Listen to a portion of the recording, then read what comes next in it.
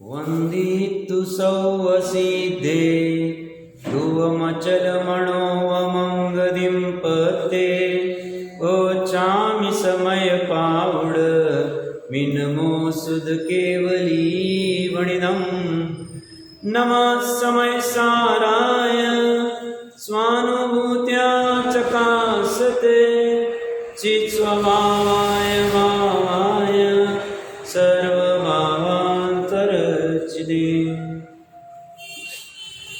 समय सार जी ग्रंथादिराज के मोक्ष अधिकार के 295वें गाथा के जैसे आचार्य देव के टीका के ऊपर विगत 2 दिनों से चर्चा चल रही है।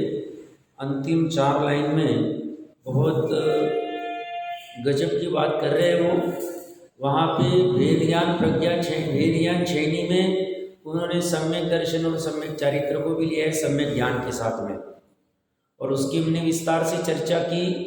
साथ में निश्चय रत्नत्रयात्मक वेद ज्ञान श्रेणी होनी चाहिए। यहाँ पे व्यवहार वेद ज्ञान श्रेणी कार्यकारी नहीं है क्योंकि वो उपचार मात्र की है। साथ साथ में उन्होंने ऐसे परमात्म तत्व को बंध से जुदा करने को कहा है जो ज्ञान दर्शनमयी है, क्योंकि ज्ञान दर्शन ये चेतना जो है यह स्व पर प्रकाश होती है। दर्शन में कोई कहेगा साहब स्व पर प्रकाश क्या हुआ, तो महासत्ता का अवलोकन स्व पर प्रकाश रूप से होता है, उसमें स्व भी होता है और पर भी होता है एक। ऐसे ही ज्ञान में स्व पर प्रकाशपने में विशेषपने में जानने में आता है, इसमें सामान्यपने जानने में आता है। सामान्य और विशेष की और विशेष चर्चा मैंने जैसे कहा था 2 दिन पहले, बृहद द्रव्य संग्रह में दर्शन और ज्ञान की अच्छी चर्चा है। अंतिम बृहद द्रव्य संग्रह की गाथाएं देख लेनी चाहिए। साथ में अंत में महत्वपूर्ण बात क्या कह रहे हैं, ज्ञान को शुद्धात्मा को ग्रहण करने नहीं कह रहे हो, वो कह रहे हैं सुख समरसी भाव से शुद्धात्मा को ग्रहण करो। किससे? सुख से ग्रहण करो। सुख के पर्याय शुद्धात्मा को ग्रहण करेगी। ये भी थोड़ा सा अलग प्रयोग किया है और होता ऐसा ही है। क्यों? जब सुख प्रकट होगा उस समय ऐसा थोड़ी होगा कि सुख की पर्याय पर द्रव्य में परिणत हो रही है, 5 इंद्रिय के विषय पास और श्रद्धा ज्ञान चारित्र सम्यक हो गए और आत्मा के पास ऐसा नहीं होता। जब श्रद्धा आत्मा के पास आती है, आत्मा को ग्रहण करती है, आत्मा के पास आती मतलब पास ही है, कहने की भाषा है, और आत्मा को ग्रहण करती है मतलब आत्मा जहाँ है वही रहता है। आत्मा कौन सा? त्रिकाली शुद्ध आत्मा, त्रिकाली उपादान कारण, वो कहीं गया नहीं। और पर्याय ने अपने में ऐसे शुद्ध आत्मा को भर लिया। पहले किसको भर रही थी वो अज्ञान अवस्था में? पर द्रव्य को भर रही थी, विकार को भर रही थी, मोह राग द्वेष को भर रही थी।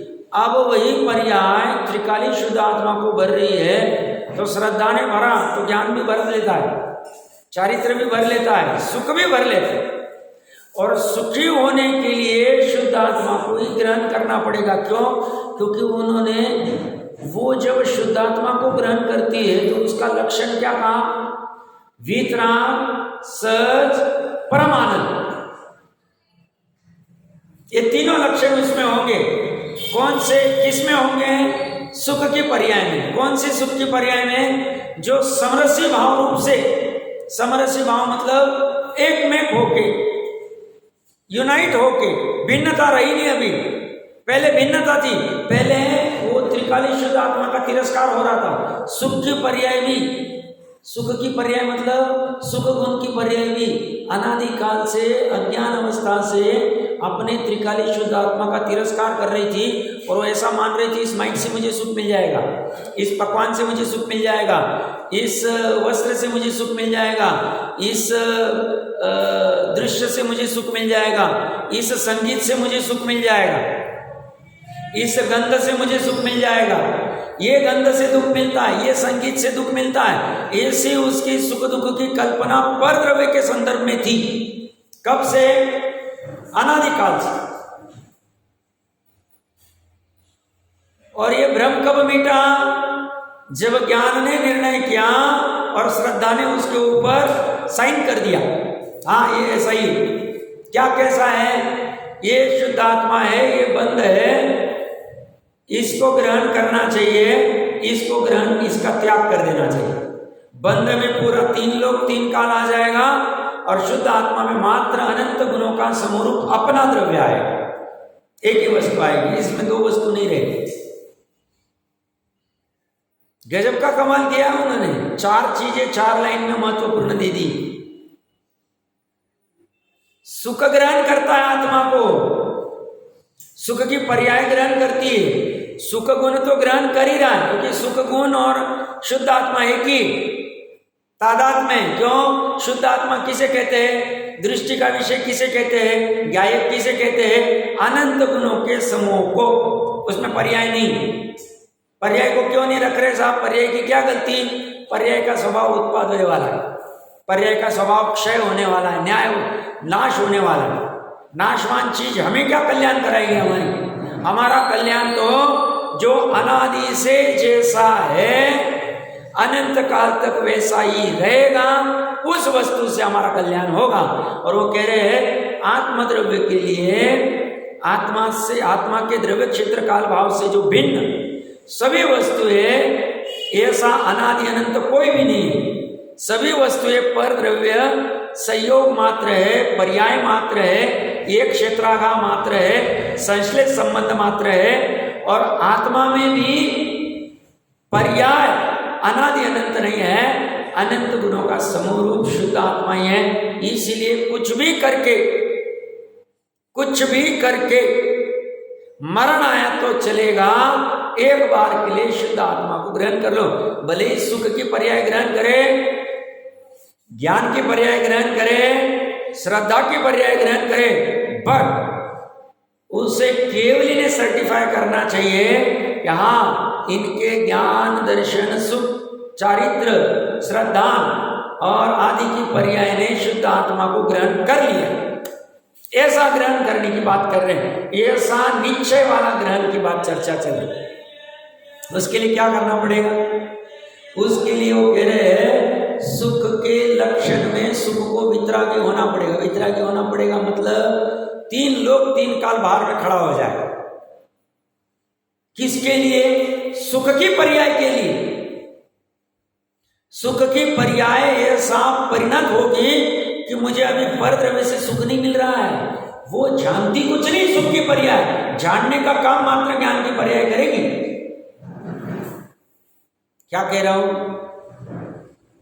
जानने का काम ज्ञान की पर्याय करेगी, बट सुख की पर्याय में ऐसी प्रतीति होगी कि जो जितना मेरा शुद्ध आत्मा है अनंत गुणों वाला, उसमें ही मेरा कल्याण है, उसमें ही सुख है और अन्य कहीं भी सुख नहीं। 3 लोक 3 काल में सुख नहीं। ऐसा सुख का वितराग भाव प्रकट होते ही समरसी भाव से वो शुद्ध आत्मा को ग्रहण करे। तो जब अनादि मिथ्या दृष्टि को पहली बार सम्यक दर्शन होता है, उसकी सुख की पर्याय शुद्ध आत्मा को ग्रहण करती समरसी भाव से। और कैसे ग्रहण करती है? उसके लिए पुरुषार्थ क्या किया उसने अपने उपयोग को, अपनी परिणति को मर्यादा में लाए। 144 गाथा की टीका 3 लोक 3 काल से मर्यादा में लेके आ गया और बाहर में कुछ भी नहीं है, ऐसा उसने भली भांति निर्णय किया। वितरागी हो गई। और ये वितरागी मतलब परिणाम, वचन में नहीं। वचन में तो वितरागी बोलना अलग बात और परिणामों में वितरागी होना अलग बात है। यहाँ वो स्वयं वितरागी हो गई, सुख की पर्याय। और ये सुख कैसा है? इसका लक्षण सहज वाला है। सहज वाला मतलब इसमें 1 रुपया खर्चा नहीं होता। ये बाहर वाले सुख के लिए लाखों करोड़ों हजारों रुपए खर्च करने को। नॉर्मल एक मूवी देखना है, 2 लोगों को जाना है तो 1000 की पत्ती चली गई। वो मल्टीप्लेक्स में 200 रुपये का टिकट होता है, पॉपकॉर्न और ये वो सब लेवे तो आने जाने और ये सब करने तो 1000 रुपये की पत्ती उड़ जाती है। और वो सुख कितने टाइम तक रुकेगा।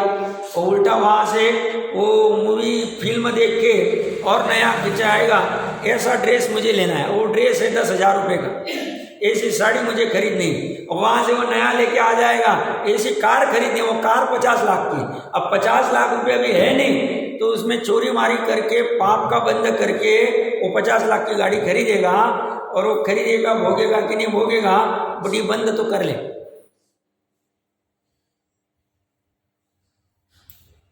सुख का लक्षण क्या है? सहज। जहां पे असहजता है, असहजता कहां है? जब पर द्रव्य का आलंबन लेना पड़ता है, असहजता। किसी को मान लो ऐसा लगे कि मेरे को ऐसा ही रुमाल अच्छा लगता है, ऐसी डिजाइन अच्छी लगती है, ऐसा ही कलर अच्छा लगता है, मान लो, इसमें उसको सुख बुद्धि, तो बोलते हैं सहज नहीं। क्यों? परावलंबी। वो वस्तु मिलेगी, वो होगा, ऐसा सभी वस्तुओं में घटित कर ले। आत्मा से, शुद्ध आत्मा को प्राप्त करके जो सुख प्रकट होगा वही सहज, वही बिना पैसे वाला है, बिना कर्म बंधन का है, अनाकुलता वाला है, सहज। और उससे विपरीत पर द्रव्य का, मान लो इससे सुख मिलता है, इसके ऊपर किसी ने कीचड़ उछाड़ दी, किसी ने नीचे फेंक दिया, कहीं पड़ा था और पैर के नीचे तुड़वा दिया, यहां दुख उत्पन्न हो। क्यों? ये इसको खराब कर दिया।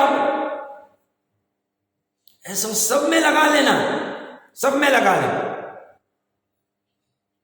मैंने कहा होगा कि पता नहीं 20 साल पहले जब पुणे में नया नया घर बनाया, 15-20 साल तो हो गए, 15-18, तो सोफा बनाया, 9 सीटर सोफा, बड़ा हॉल है तो होना चाहिए। तो सोफा बनाया, और सोफा बनाते हुए साथ में घर में अभी कुछ कारणवश अगर कुछ क्लीनिंग आदि करने के लिए केरोसिन मंगाया था, तो साथ में जहाँ से वो आया उसने वो भी दिया। तो गलती से जिसने रखा होगा सोफे का, वो जिस गाड़ी में आया होगा, तो उस पर रख दिया, तो थोड़ा डुल गया उसको। यहाँ मैं तमतमा गया कि इतना महंगा सोफा, इतना अच्छा सोफा बनाया और ये करवा दिया, और फिर उसके ऊपर वो क्रोध आदि उत्पन्न हो गया। तो ये सुख सहज वाला नहीं, वो सोफा सुख नहीं दे पा रहा। प्रकरण कहाँ से खड़ा कर रहे हैं हम? जब जब सुख उत्पन्न होगा, निर्णय करना ये सहज वाला सुख है कि असहज वाला सुख। अगर असहज होके किया जाता है, परावलंबन, जहां भी पर द्रव्य है, परावलंबन है, वो असहज सुख। अभी ये सब छूटेगा नहीं तुरंत। श्रद्धा की बात चल रही, श्रद्धा में क्या होना चाहिए, श्रद्धा में सुख कैसा होना चाहिए, ये बात चल रही। तो जैसे आचार्य देव ने क्या कमाल किया, उसके लक्षण गजब के दे दिए, सहज वाला। और ये सहज है कि असहज वाला सुख है, ये ज्ञान को पता चल सकता है। ज्ञान अगर छल कपट नहीं करे और निर्णय करे तो वो निर्णय करता, भ्रम नहीं करे तो निर्णय कर सकते हैं। असहज वाला सुख, ये सहज वाला सुख समझ में आ सकता है उसको। ज्ञान में ऐसी स्व पर प्रकाशी शक्ति पड़ी हुई, तो वीतरागी सहज परम आनंद, उत्कृष्ट आनंद, उस आनंद को कभी टेस्ट ही नहीं किया था अनादि अज्ञान अवस्था में, एक बार भी नहीं किया हो। वहां पे भले ही नारायण चक्रवर्ती आदि बन गए होंगे या अन्य कोई भी बना होगा, तो भी उस सुख को, या इंद्र आदि भी बना होगा नवग्रह वेग का, नवग्रह वेग में तो हम इंद्र ही होते, वहां तो कुछ ऐसा अलग नहीं, वो भी बना होगा तो भी वह सुख इस परम आनंद के सामने कुछ भी नहीं। ऐसे सुख प्रकट करने की अंदर में भावना उठनी चाहिए, ये बाकी के झमेले में पड़ना नहीं। और ऐसा सुख कहां से मिलेगा, ये खोज करना, ये जैनी की विज्ञानता है। हमें लगता है जैनी कुछ नहीं करता, मूर्ख है जैनी, शास्त्र बैग खोल के बैठ जाता है, वो देखो साइंटिस्ट कितना बड़ा काम कर रहा है, कितनी सारी बड़ी लैब है, कितना बड़ा सैटेलाइट बनाया है, कितना बड़ा उपग्रह बनाया, देखो चांद पे ये क्या कर रहा है, 5,000 करोड़ का खर्चा कर रहा है, कुछ नहीं कर। जैनी की जो एक खोज है इस सुख की, जो उसने अनादिकाल में नहीं की, सहज परम आनंद और वितरागता वाली, ऐसे सुख की खोज करना जैनत्व है, जैन धर्म है, जैन का विज्ञान। और ये धर्म करे तो वो धर्मी, उसका व्यवहार भी यथार्थ कहा जाएगा। और ये धर्म करे नहीं और बाकी के क्रियाकांड में उलझा रहे, उसे धर्मी नहीं कहेंगे। और तो व्यवहार धर्म से थोड़ा बहुत देवगति कुछ मिल गई तुम्हें, उसमें कुछ खास सारस्थ नहीं। हाँ, इसके साथ वो सार्थक है, बट इसके बिना वो सार्थक नहीं। कुछ भी करके इसका फोकस करना चाहिए। फिर से एक बार 538 नंबर पेज के ऊपर वो 4 लाइन पढ़ते, क्या पता मुझे आगे बढ़ना था, बट ये गजब की लाइन है। आप पढ़ना अच्छे से, एक एक शब्द में कितने भाव भरे। 538 पेज नंबर के ऊपर बीच में तात्पर्य हिंदी टीका का 4थी लाइन, विशुद्ध ज्ञान दर्शन स्वभाव रूप। कल मैंने कहा था या विशुद्ध का अर्थ पूर्ण शुद्ध लेना। विशुद्ध का एक अर्थ शुभ भी होता है, बट जहां जैसा प्रकरण होगा, यहाँ ज्ञान दर्शन स्वभाव रूप जो परमात्मा तत्व है यह पूर्ण शुद्ध है। विशुद्ध ज्ञान दर्शन स्वभाव रूप परमात्मा तत्व का सम्यक श्रद्धा, सम्यक ज्ञान तथा सम्यक चारित्र रूप निश्चय रत्न त्रयात्मक व्यवहार रत्न त्रयात्मक नहीं चलेगा। हमें वात्सल्य प्रभावना के लिए बाहर में कुछ भी नहीं करना है, पहले अपनी शुद्ध आत्मा को वात्सल्य देना है, प्रभावना करनी है उसकी। तो निश्चय रत्न त्रयात्मक भेद ज्ञान रूपी छैनी से, भेद ज्ञान की छैनी में सम्यक श्रद्धा, सम्यक ज्ञान, सम्यक चारित्र तीनों ले लिए और उसकी विस्तार से परसों चर्चा हो गई है। उस छैनी से मिथ्यात्व रागादि रूप बंध छेदना चाहिए। वो छैनी से किसको छेदेंगे? मिथ्यात्व रागादि रूप बंध को, अपने भाव बंध को छेदेंगे। उसका छेदना मतलब प्रकट नहीं होने देना, प्रकट नहीं होने देना, यही उसका छेदना है, उसका नाश करना है। तो किसको प्रकट करेंगे? अनंतानुबंधी के अभाव रूप चारित्र की परिणति को, मिथ्यात्व के अभाव रूप श्रद्धा की पर्याय को प्रकट करेंगे। उसको छेदना चाहिए, बंध को शुद्धात्मा से पृथक करना चाहिए। और वीतरा सहज परमानंद लक्षण वाले सुख समरसी भाव से शुद्ध आत्मा ग्रहण करना चाहिए। तो जो कल हमने चर्चा की थी, शुद्ध आत्मा को ग्रहण कौन करेगा? ग्रहण करना चाहिए। क्या ग्रहण करना चाहिए? आत्मा को करना चाहिए। कैसे आत्मा को करना चाहिए? शुद्ध आत्मा को करना चाहिए। शुद्ध आत्मा मतलब जिसमें कभी भी विकार हुआ ही नहीं, कभी अशुद्ध हुआ ही नहीं, ऐसे आत्मा को ग्रहण। ऐसे आत्मा को ग्रहण कौन करेगा? तो सुख के पर्याय करेगा। सुख का गुण तो अभी भी ग्रहण कर ही रहा है, सुख का गुण जुदा नहीं। तो सुख की पर्याय कैसी करेगी उसको ग्रहण? शुद्धात्मा को समरसी भाव से एक हो जाएगा। और उस सुख की पर्याय के लक्षण क्या है? तो वितराग, सहज और परमानंद लक्षण वाले। लक्षण को बहुत मुख्य किया है जयसेन आचार्य ने, बहुत बार आप पढ़ना टीका, तो बहुत जगह पे इसका ये लक्षण, इसका ये लक्षण, इसका ये लक्षण। लक्षण से लक्ष्य की साध्य होती, सिद्धि होती। तो हमें ही पता चल जाएगा ये वाला सुख कुछ अलग क्वालिटी का था कि नहीं था, उसमें सहजता आदि होनी चाहिए। तो ऐसी सुंदर चर्चा यहाँ पे है।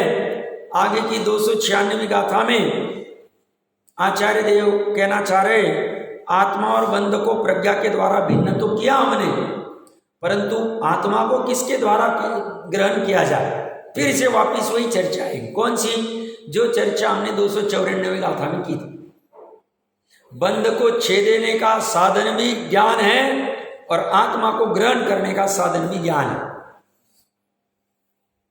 ज्ञान से वो हट नहीं रहे। तो इस प्रश्न के उत्तर के लिए गाथा खड़ी की है। 296वीं गाथा का पाठ करते हैं। कसोगिपदी अप्पा पन्नाए सोदुगिपदे अप्पा जपन्नाई विभक्तो तपन्नाएव गीतो।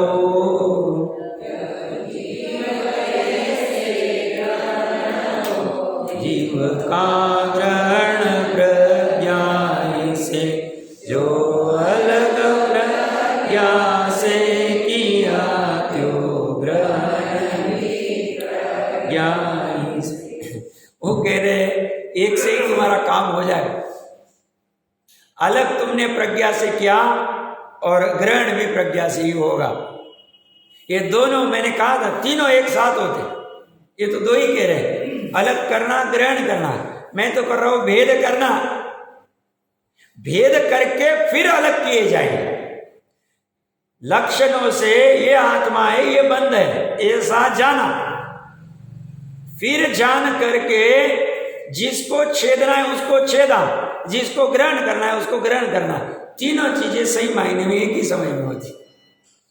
जिस समय में जाना उसी समय में छेदा, उसी समय में ग्रहण किया। इसीलिए 34वीं गाथा में कहा ना, ज्ञानी प्रत्याख्यान, ज्ञान किया उसी समय में त्याग हो गया।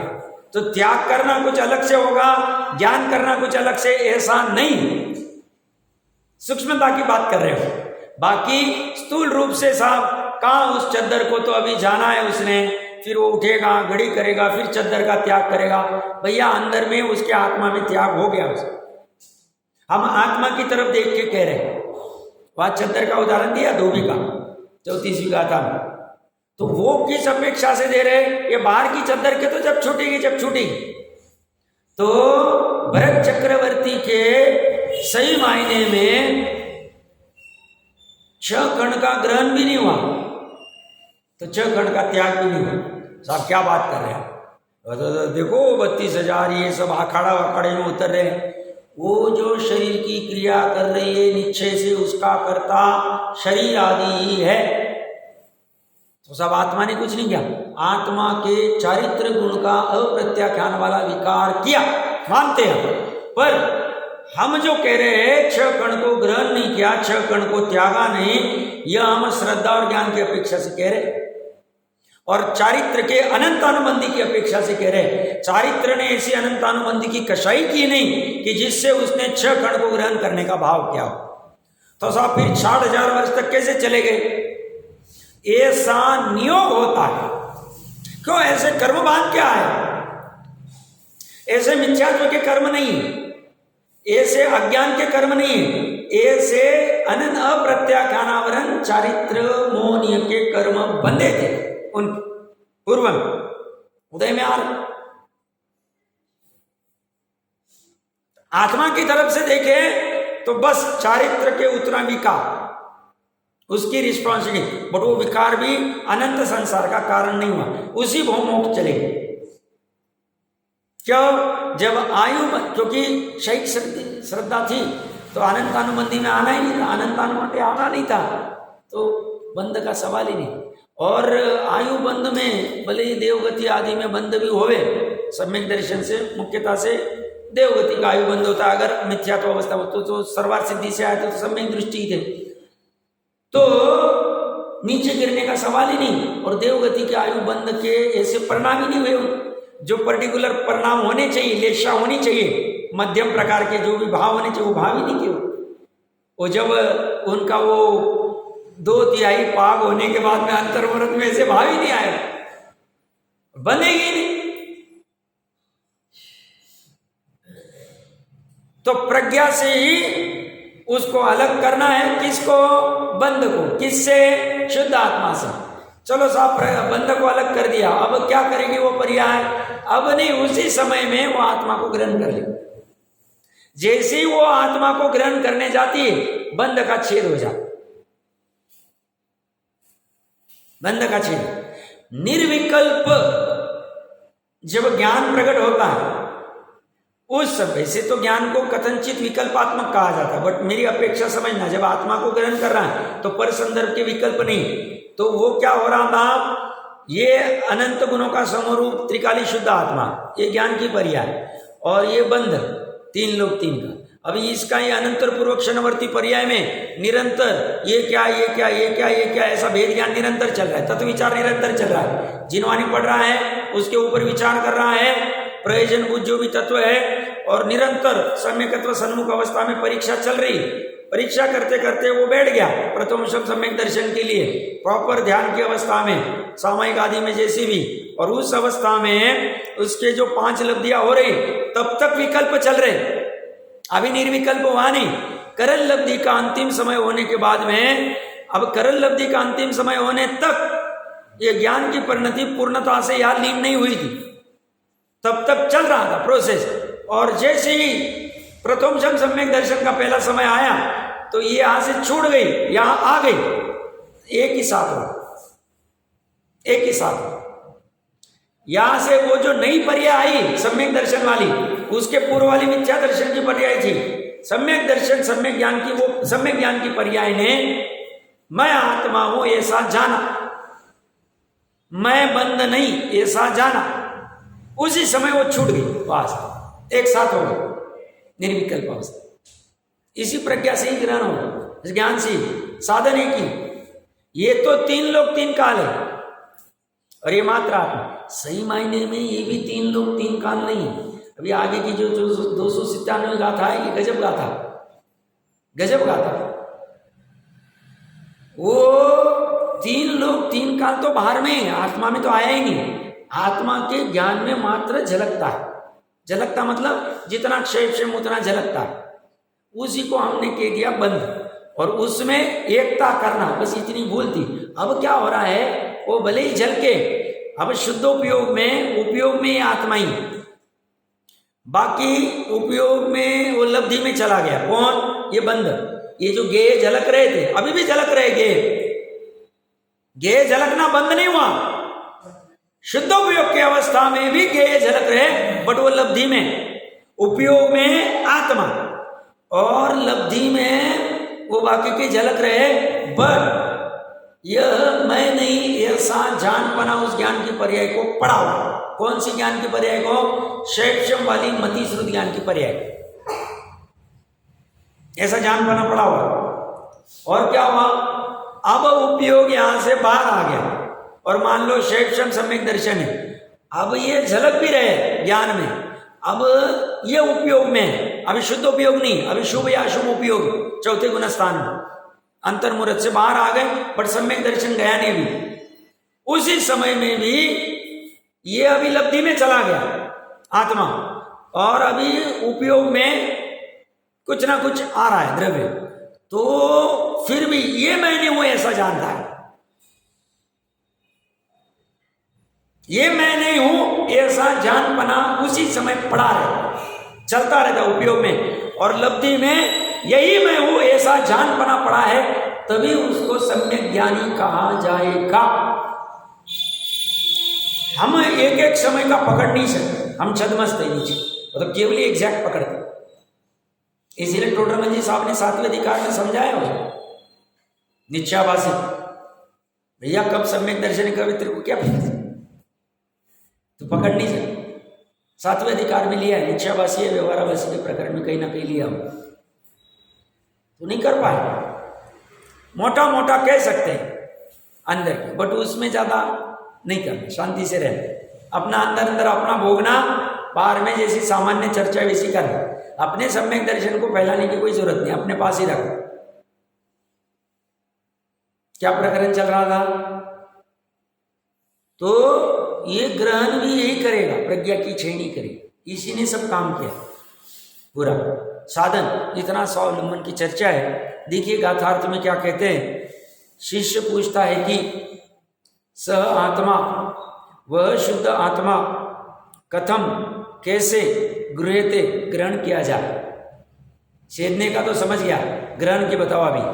आचार्य उत्तर देते हैं कि प्रज्ञा तो प्रज्ञा के द्वारा प्रकृष्ट रूप ज्ञान, प्र मतलब प्रकृष्ट, ज्ञा मतलब ज्ञान का जो स आत्मा, वह शुद्ध आत्मा गृह्यते, ग्रहण किया जाता है। या प्रज्ञा का जो प्रकृष्ट ज्ञान का अर्थ है, वही ज्ञान की पर्याय जो आत्मा को ग्रहण करती है, वही ज्ञान की पर्याय जो बंध को छेदती है। ये विशेष पर्याय वो हमारे पकड़ में आनी चाहिए, कोई भी पर्याय नहीं चाहिए।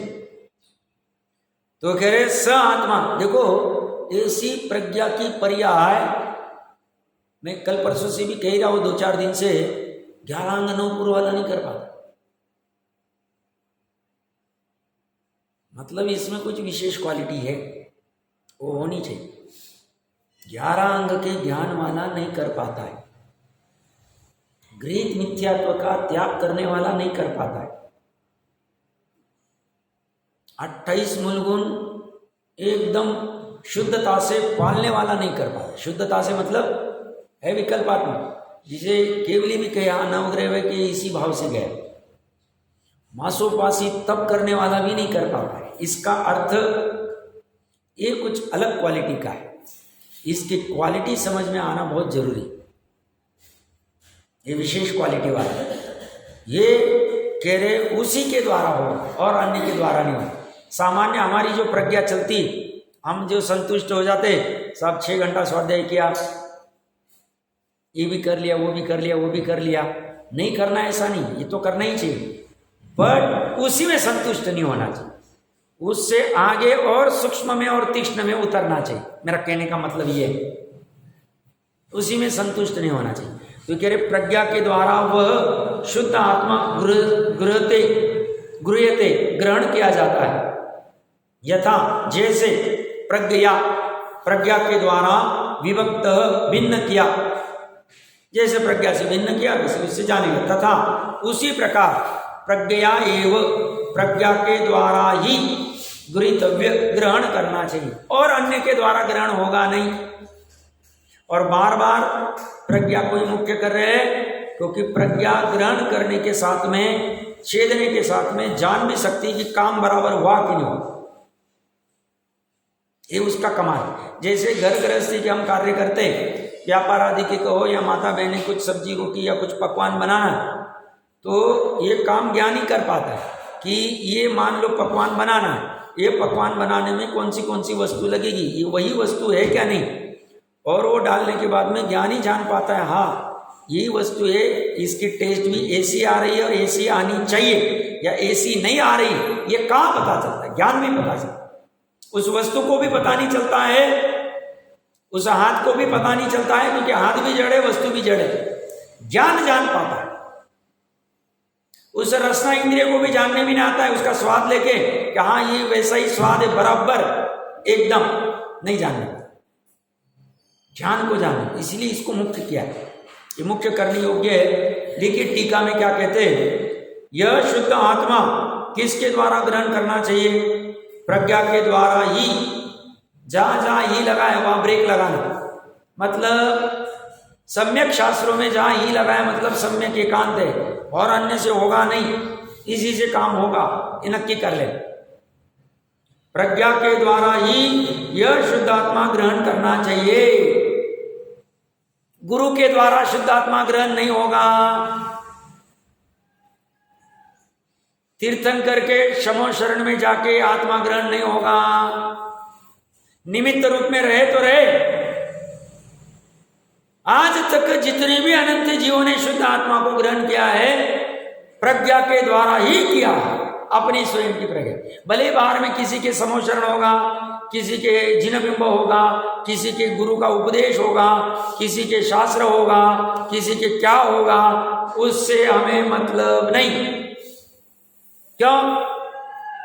अगर उससे हो सकता है तो जितने भी जीव शास्त्र लेके बैठे सबका होना चाहिए, जितने भी समोचरण में जा रहे हैं सबके होने चाहिए सम्यक दर्शन, जितने भी जिन बिंब के सामने आ रहे हैं सबके होने चाहिए। जिन बिंब के सामने हम कितने सालों से आ रहे हैं, और अगर नहीं हो पा रहा है इसका अर्थ नियामक कारण हो नहीं, नियामक कारण हाँ उनकी उपस्थिति में संभावना होती, निमित्त नैमित्तिक संबंध को हम नहीं कह रहे, हम बात तभी चल रही उपादान उपादेय संबंध की बात चल रही। कितनी स्वावलंबन दे रहे हो शुद्ध आत्मा को ग्रहण करने के लिए, ये सब वस्तु स्वरूप जानने का कहने का सामर्थ्य मात्र जिन धर्मियों में है, सच्चे जिन धर्मियों, आचार्य देव आदि जो भी है परंपरा से वही कह सकते, और अन्य की कहने की ताकत इसी के द्वारा ग्रहण हो, और किसी का तो दूसरे साधन क्यों जुटा ले। तो अभी ये साधन समझ लिया नहीं साहब, पंच कल्याणक से सम्यक दर्शन होता है, पंच कल्याणक नहीं जाना, मैं ऐसा नहीं कह रहा हूँ, भ्रम को दूर करने की बात कर रहा हूँ। इंद्र बनेंगे तो सम्यक दर्शन शुद्ध आत्मा ग्रहण हो जाएगा, होगा ही नहीं। वो बोलते वहां जाके भी तुमने प्रज्ञा को यूज नहीं किया तो वहां होगा नहीं। संभावना है वहां पे पंच कल्याणक देखते वक्त, पर शांति हो जाएगी, आकुलता नहीं होगी। फिर वो आकुलता, सब उन्होंने बुकिंग लिया ही नहीं, रूम में अवेलेबल नहीं, वहां मिल ही नहीं रहा है, खाना ही बराबर नहीं था, ये नहीं, चेयर ही नहीं, गर्मी कितनी, फैन ही नहीं लगा, कूलर ही नहीं लगा, वहां जाके क्या करेगा तू? तुझे ये कला ही नहीं आती प्रज्ञा से कैसे ग्रहण करना शुद्ध आत्मा। वो कह रहे तुझे बाहर कहीं निकलने की जरूरत ही नहीं। इसलिए अध्यात्म क्या कहता है, घर से बाहर निकलना अपराध है। घर मतलब आत्मा का घर, अपना द्रव्य क्षेत्र काल भाव, उससे बाहर निकला कि हिंसा हो गई। बोलो कितनी शांति आ जाए, सहजता है। अभी भूमि का अनुसार बाहर निकला जाएगा, वो अपना अपना देखना, श्रद्धा में रखना, मैं ये ठीक नहीं कर रहा हूं, मुझे तो कुछ भी करके अपने घर में कैसे मैं स्थिर हो जाऊं, मेरे घर की मेरी प्रज्ञा चैनी और मेरे घर का मेरा त्रिकाली शुद्ध आत्मा, बस दोनों का मिलान करना है, ग्रहण करना है। इतना काम करने के लिए मैं सिद्ध क्षेत्र में उत्पन्न हुआ हूं, और कुछ भी काम करने के लिए मैं नहीं आया हुआ, और दूसरा मेरा कोई पर्पज नहीं। ऐसा निरंतर पिंच करना चाहिए ताकि वहां का फोर्स घटता जाए, उपयोग मर्यादा में आता जाए और सच चला जाए। समझ में आ रहा है? कहाँ जाना है, कहीं जाने की जरूरत। सब 6 महीने हो गए कि गए नहीं, तीर्थ यात्रा करके आ जाए, जाना कोई बाधा नहीं। तीर्थ के वो आवागमन आदि रहेगा तो भूमि का अनुसार वैसा शुभ भाव आता है, उसमें बाधा नहीं। बट आत्मा को ग्रहण करने के लिए उस क्षेत्र में जाने की आवश्यकता नहीं। आत्मा तो कहीं भी कैसे भी प्रज्ञा के द्वारा ग्रहण हो सकता, बात ये महत्वपूर्ण। और अमृत चंद्र देव ने संस्कृत टीका में ही लगाया, क्योंकि जो संस्कृत में लिखा है वही हिंदी में किया है करना। हमने अपने मन से कुछ भी नहीं किया, हमने मतलब जिन्होंने हिंदी में किया हो उसका रूपांतर भाषण। तो क्या कह रहे हैं, प्रज्ञा के द्वारा ही, या प्रज्ञा मतलब क्या लेना, स्वयं के प्रज्ञा के द्वारा ही, स्वयं महत्वपूर्ण। और क्या लेना, स्वयं के प्रज्ञा के पर्याय के द्वारा ही। प्रज्ञा गुण के द्वारा नहीं होगा, गुण तो चल अपनी पर्याय के द्वारा हो ग्रहण। एक समय में काम करना है, आत्मा को ग्रहण करना, तो प्रज्ञा के द्वारा ही यह शुद्ध आत्मा ग्रहण करना चाहिए। चाहिए मतलब करो, करने योग्य ये काम है, पुरुषार्थ करने योग्य ये काम है, करना चाहिए। होगा नहीं, करना पड़ेगा तुम्हें बुद्धिपूर्वक स्वाध्याय करना पड़ेगा, बुद्धिपूर्वक प्रवचन सुनने पड़ेंगे, बुद्धिपूर्वक धर्मोपदेश देना पड़ेगा, क्योंकि धर्मोपदेश स्वाध्याय में आता है। बुद्धिपूर्वक उसके ऊपर विचार करना पड़ेगा, बुद्धिपूर्वक फिर जो जो कुछ कहा है उस अनुसार पर्याय को मर्यादा में लाना पड़ेगा, बुद्धिपूर्वक तुम्हें पर्याय को आत्मा तरफ लेके जाना पड़े, सब बुद्धिपूर्वक करना। श्रमण संस्कृति, अब इसको निश्चयावासी मत बनाओ, निश्चयावासी मत बनाओ, वो देख लेंगे जब सम्यक दर्शन होगा तब देख लेंगे। अभी इसको तो नहीं, हमें करना है, हमारा पुरुषार्थ तैयार हो जाए, बाकी काल लब्धि निमित्त होनार आ जाएंगे, देख लेंगे उसमें क्या होता है। ये इसमें मुख्यता की बात है, क्योंकि शुद्ध आत्मा को स्वयं निज को ग्रहण करने में प्रज्ञा ही एक कारण है, वापस ही लगा दिया, और दूसरा कोई कारण नहीं। मतलब अनंत जीवों ने ऐसे किया, अभी भी अनंत जीवों को होना है, ऐसे ही करना पड़े, मतलब आज से अनंत काल तक।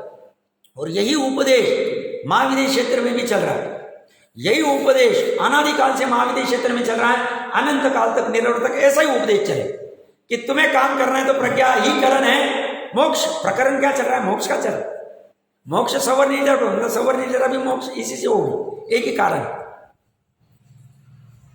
और भरत क्षेत्र में भी जब जब भी तीर्थंकर आदि उपदेश देंगे, जो जो चौथे आर्य में, अभी आने वाले तीसरे आर्य में यही उपदेश देंगे, अन्य उपदेश देंगे। अनंत काल तक ये उपदेश चले। 6 द्रव्य, 7 तत्व, देवगुरु शास्त्र का स्वरूप, इसका यथार्थ स्वरूप कभी भी बदलता नहीं। काल का उसके ऊपर प्रभाव नहीं पड़ता, स्वरूप तो ऐसा ही रहेगा। अब वो पर्टिकुलर काल में हो सकता है, नहीं हो सकता है, ग्रहण वो बात जुदा है। जैसे अभी जो भोग भूमि चली गई, पहली दूसरी तीसरी वाली, अभी हम 5वें आर्य में, तो पहला दूसरा तीसरा काल जो चला गया अवसर्पणी का, उसमें मुनिपने का स्वरूप बदला नहीं, पर उस समय में भी स्वरूप तो ऐसा ही था। उस समय कोई ग्रहण नहीं कर सकता है, वो बात जुदा। आदिनाथ भगवान ने 4000 राजाओं के साथ में मुनि बना लिया, तो 4000 राजाओं ने फल फूल खाने चालू कर दी, उससे मुनि बना वैसा नहीं हो जाए। मुनि बना तो जैसा है वैसा ही रहे। नहीं साहब, ये तो रुजु जड़ वाले हैं जीव, चलता है ना, इनको खाने दो फल। देखो ना उतनी कितनी भावना अच्छी, देखो उन्होंने आदिनाथ भगवान को नग्न देखा तो ये भी नग्न हो गए, देखो ना कितना नग्न तो रह रहे ना, क्या फर्क पड़ता है। नहीं चले गए, स्वरूप ऐसा का वैसा है।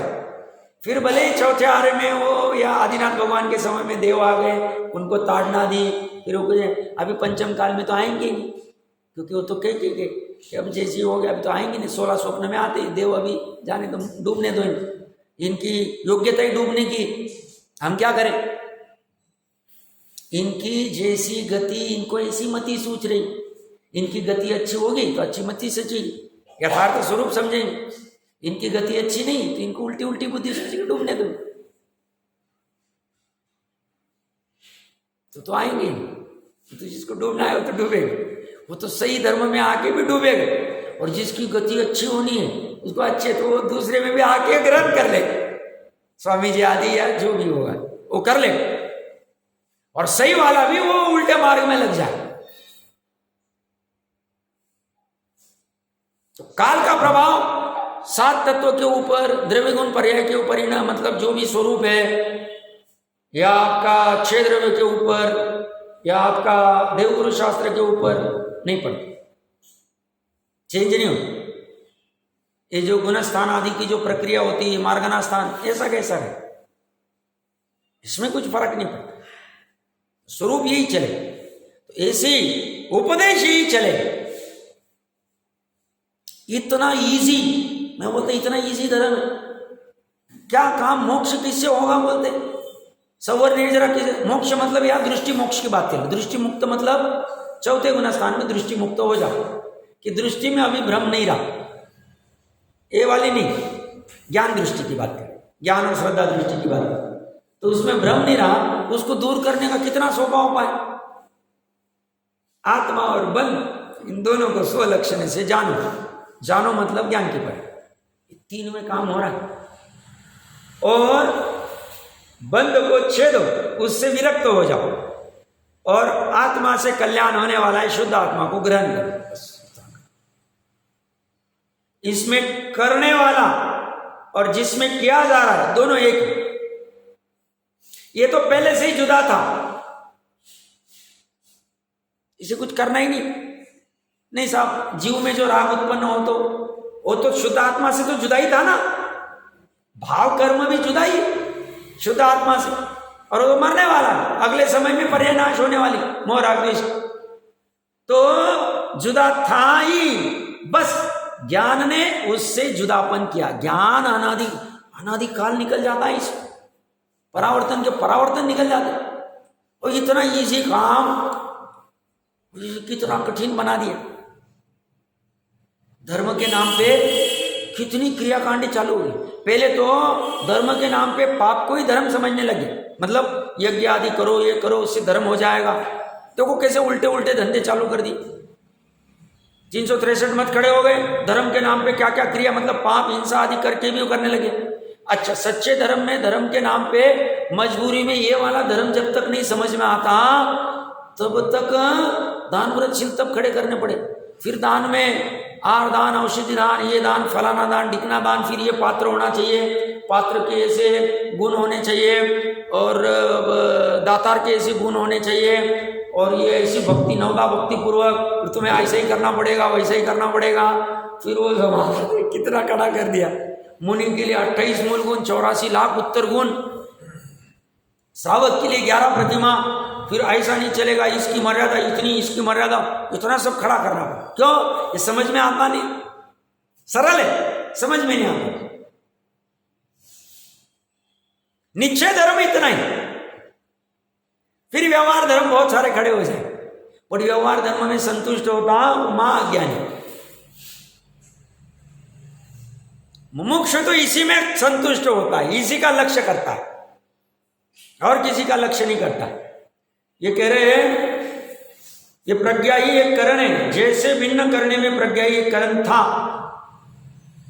इसलिए जैसे प्रज्ञा के द्वारा भिन्न किया था, उसी प्रकार प्रज्ञा के द्वारा ही ग्रहण करना चाहिए। दोनों के करण एक ही है। भावार्थ में कह रहे भिन्न करने और ग्रहण करने में करण अलग अलग नहीं है, इसलिए प्रज्ञा के द्वारा ही आत्मा को भिन्न किया और प्रज्ञा के द्वारा ही ग्रहण करना चाहिए। तात्पर्य 3 की टीका की चर्चा करें।